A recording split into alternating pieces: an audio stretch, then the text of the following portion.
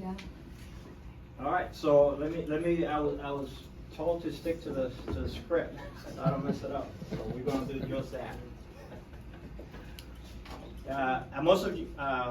As most of you know, the Albany Stratton VA Medical Center will not have had a simulation lab, had not been for the foresight and vision of the director, Darlene Device. So, those of you that know our director know her, how committed she is to educational incentives and programs for all staff.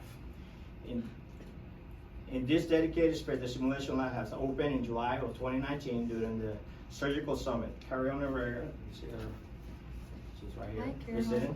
Nice. Nurse educator found Alex 3. Is that him right there? That's him. So that was our first mannequin, I think. 3 GMC main and 2 big suitcases, and resembled him. John Dame at the time, located at Bedford, the GSA list, and thus our journey started into experimental learning with a dedicated space embedded in a 3G sim man. Carol Noriega is with us today, I just say that, from VA Echo, California. Mm-hmm. And I want to acknowledge your contribution. So thank you, Carol. I remember those days when you and I, Pat, and several other people from your department sit down and had a very in-depth discussion onto what do we want this space to look like, what do we want this space to do. You were instrumental to get it there, so I really appreciate it. I appreciate Darlene's budget. So I like to think that we did it under budget with the resources we had at the time. So it just goes to show what a great team can do when we put our heads to it. We did experience a hiatus during the acute phase of COVID-19, but we are back on track. In March of 2023, I believe this is it right here. The Albany Stratton VA received National SIM Lab certification. That's it right here, right? So, and just to give credit where credit is due, this is not something that just shows up in the mail because you requested it. There's a very extended process to get the certification done. I think it's Anthony, the dedicated arm that took care of all the paperwork and ensured that we got to where we are today. So we appreciate it for that. An article was published in the SimLearn newsletter.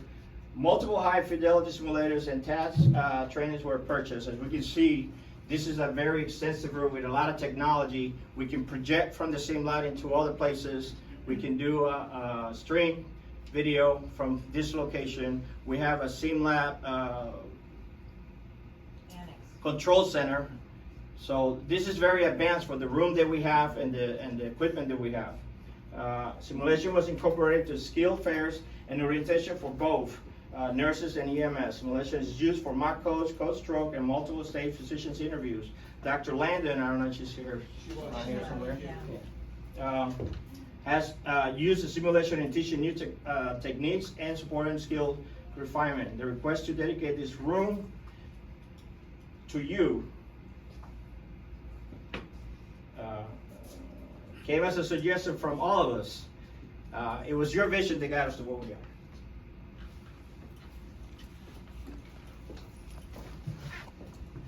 So, Darlene, you want to come up to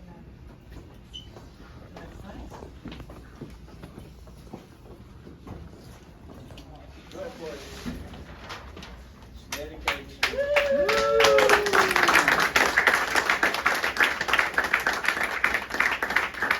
I like to mention that we also have a SIM annex in our main building, and that also we received. So